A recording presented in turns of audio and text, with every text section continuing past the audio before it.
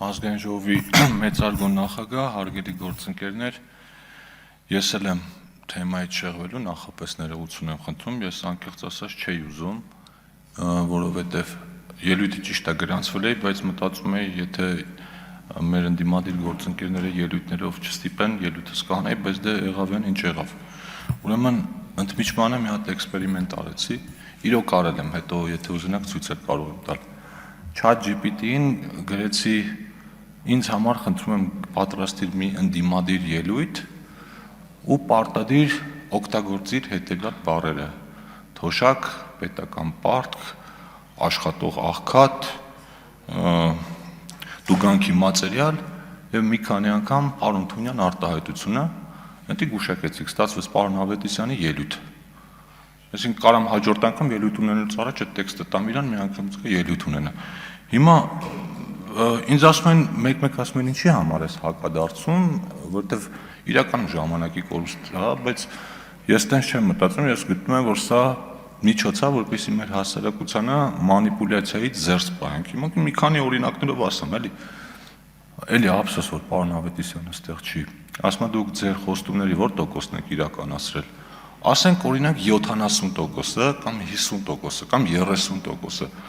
Մենք դրա պատասխանը հաջորդ տարի ընտրությունների ժամանակ կտանք, ժողովուրդն էլ կորոշի, էլի ձայն տա թե չտա։ Բայց դուք հարգելի գործընկերներ, մի հատ խոստում եք տվել մեզ իշխանությունից հեռացնել ու մինչև հիմա չեք արել։ Դուք ավելավա ձեր տված խոստումների մասին մտածեք։ Հիմա նայեք, երկրորդը, պարոն Ավետիսյանը մեզ մեղադրում է ապիկար կառավարման մեջ ու որպես խոսքերի ապացույց ասում է դուք խոստանում եք օղիով կովիդը բուժել։ Վարչապետի խոսքերը նկատի ունի, այն որ միշտ ասում են։ Հիմա չնայած էլի ասվել է շատ, բայց մի հատ էլ մեջ բերեմ էլի ուղիղ 2020 թվականի մարտին Վայոց ձորում սահմանադրական փոփոխությունների քարոզարշավի ժամանակ վարչապետ Նիկոլ Փաշինյանը ասում է. Իսկական կորոնավիրուսը նրանք են, ովքեր մինչև այսօր մեր պետական համակարգի օրգանիզմը քայքայում են, ու այդ կորոնավիրուսներին հատիկ պինցետով հանելու ենք, տնական արաղով դեզինֆեկցիա անենք։ Հիմա եթե փորձի համար դուրս գանք փողոց, նա 5-րդ, 6-րդ դասանի ցանկացած երեխայի համար այս տեքստը կարդանք ու ասենք, ինչ հասկացար։ Կհասկանա, որ այս երևույթը, այս արտահայտությունը ոչ թե կովիդը բուժելու մասին է, այլ կոնկրետ անձանց մասին, որ մի քիչ քաղաքականությունից գլուխանիկ իմանա, որ ձեր շրջապատի անձանց մասին է հիմնականում խոսքը։ Հիմա դուք 5 տարի որ սա կրկնում եք, իրոք չեք հասկանում, հիմա պարոնին ասեմ, դուք խոսում եք ինտելեկտը վիրավորելուց ու մանիպուլացնելուց։ Ուզում եմ հասկանամ, այդ արտահայտության իմաստը իրոք չի ընկալվել մինչև հիմա։ Եթե հիմա այս խոսքերից հետո էլ որ կրկնվի, կնշանակի չի ընկալվում։ Նաև պարոն Մինասյան, դուք էլ եք խոսում ընդդիմադիր համայնքապետերի մասին,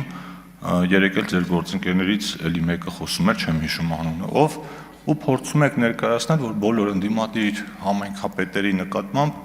քրեական գործեր են հարուցվում։ Երեք պարոն Ռուբինյանը ոչ ամբողջական ցանկը կարդաց եւ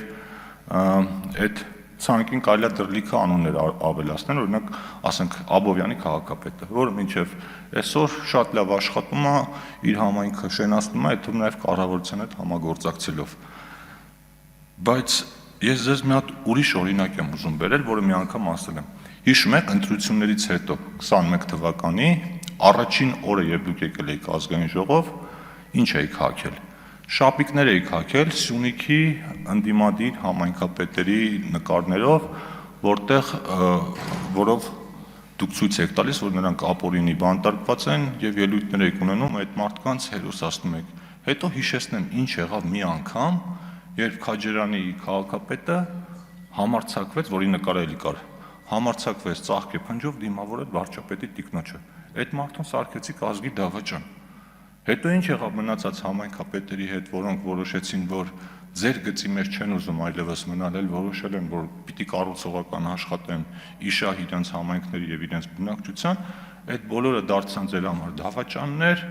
անգամ ձեր թիմակիցները նրանց բառացի անվանեցին բրակ մեդիա պրոդուկտ ու ասացին, որ իրանք փուչիկ են, իրանց մենք փչել ենք, որպեսզի քաղաքական խնդիր լուծենք, հիմա եկել է այդ փուչիկները բաց թողնելու ժամանակը։ Այսինքն Էսա ձեր գործելավոճը, որովհետև դուք երկակի ստանդարտների չեմպիոններ եք, դուք խոսում եք արժեքներից, ինստիտուտներից, բայց չափանիշը մի հատ է, մեզ դեմ են, մարդիկ է կողմ։ Եթե մեզ դեմ են, ուրեմն այդ մարդկանց ամեն ինչ կարելի է, ամեն ինչ կարդարացնեք, ասենք մարդկանց կարելի է հայհոյել ուղիղ եթերում, այդ ժամանակ ձեր համակիր լրագրողները ամոթխած կծիծաղեն, բայց ոչ մի բան չեն անի, դուք էլ դա չեք նկատի, բայց եթե մեզ դեմ չեն, ուրեմն նրանք դավաճան են, ու կապ չունի այդ ժամանակ արդեն հերոս են, զոհվածի մայր են, եկեղեցական են, մտավորական են, այդ մարդկանց ուղղակի կոչնչացնեք, կամ դուք, կամ ձեր համակիրները, ու սրանք ոչ թե առանձին դրվագներ են, այլ հստակ ռազմավարություն է, որը մի քանի տարի արդեն շարունակվում է։ Ասենք վարչապետը Սփյուռքում հանդիպում է Սփյուռքի հայրենակիցների հետ, խոսում է ցեղասպանության մասին ու հարց է բարձրացնում, ասում եկեք մտածենք, ոնց եղավ, որ հանկարծ Խորհրդային Միությունում որոշեցին թույլատրել, որ այս թեման շոշափվի, դա ներկայացրեցին որպես ցեղասպանություն հերքել ու մինչև այսօր այնց դրոշակ դարձած այդ ամեն ինչի մասին կրկնում են։ Անմեղության կանխավարկածից եք խոսում։ Մոռացել եք ընդամենը շաբաթներ առաջ կամ 2 ամիս առաջ Փարաքյարի համայնքապետի սպանությունից հետո ո՞նց եք ուղիղ տեքստով մարդասպան կարգում Հայաստանի Հանրապետության վարչապետին ու ընդհանրապես իշխանության մեջ գտնվող գրեթե բոլորին, ընդ որում ամենալկտի բառապաշարով։ Այդ հետո կանգնում ասում եք դա քաղաքական գնահատական է, տենց որ նայենք ամեն ինչ կարելի է քաղաքական գնահատականի տակ անցկացնել։ Ու հասկացանք, որ ընդդիմություն եք պիտի քննադատեք, բայց ամեն ինչ չի կարելի սևացնել։ Ես նայում էի մի քանի օր առաջ Լուվրից կատարված գողության մասին ռեպորտաժեր, նայում եմ իրենց ընդդիմադիր Լպենի հայտարարությունը, ասում է հիմա իրար մեղադրելու ժամանակը չի, վատ բան է տեղի ունեցել, պիտի իրար հետ մտածենք, ոնց անենք մեր անվտանգության համակարգերը բարելավենք։ Ես պատկերացնում եմ ինչ կլիներ, եթե դուք իրանց տեղը լինեիք կամ մեզ մոտ նման բան լիներ։ Ասենք մեզ կմեղադրեիք ուղիղ այդ գողությունը կազմակերպելու մեջ։ Ասում եք 37 թիվն է։ Ուրեմն որ ալիքը շրջում ես,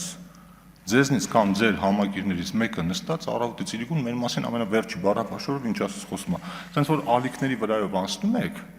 որ պատահական ընկնում եք H2-ի վրա, մի 90% հավանականությամբ պարոն Դանիելյանին կտեսնեք։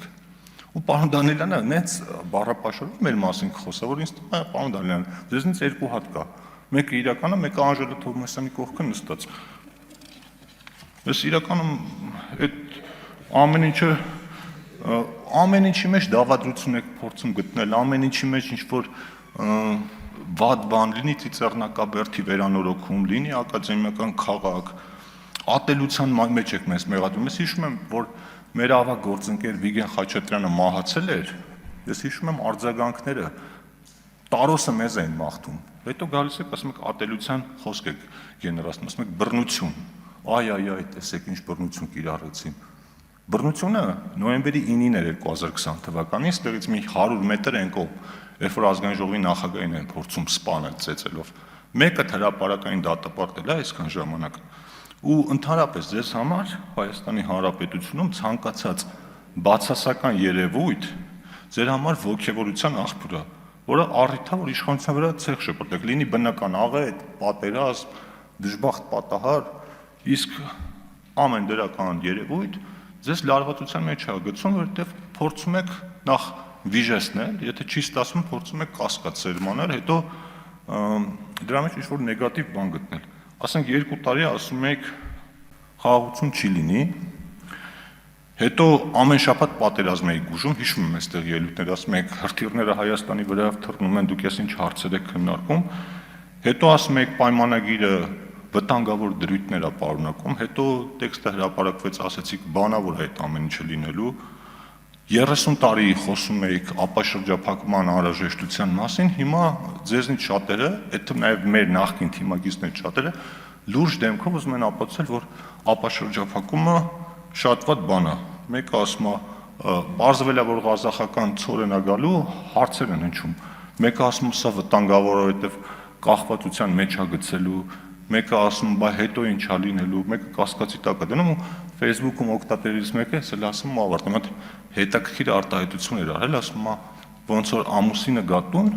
կնոջը ասի աշխատավարձս բարձրացրել են, կինը ասի այն ինչ անենք, մեր հարևանի աշխատավարձը մի ամիս առաջ բարձրացրել են, 2 օր հետո ոտը ջարդեց։ Զոքանչն էլ ասում է սենյակից գա ասի շատ վատ բան է տեղի ունեցել, կարող է արխային ընկնեք, շատ ծախսեք, ընկնեք պարտքերի տակ։ Հիմա ամեն ինչի մեջ փոխանակ ինչ-որ մի հատ դրական բան գտնեք ու փորձեք այդ դրական հնարավորությունը ավելացնեք, ինչ-որ նեգատիվ բաներ է գտնում։ Ասելիք իրականում շատ կա, բայց